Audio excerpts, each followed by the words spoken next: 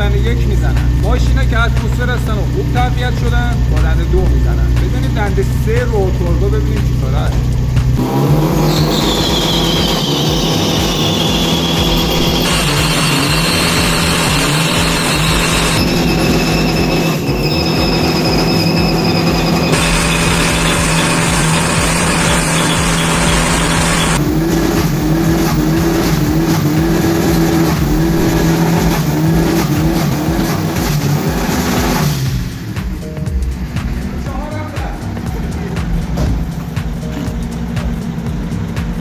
نه 4 که شوخی بود، همه رو با 3 زد، ولی برای ماشین 1600 سی سی با موتور گیربکس و دیفرانسیل فابریکی خوبه.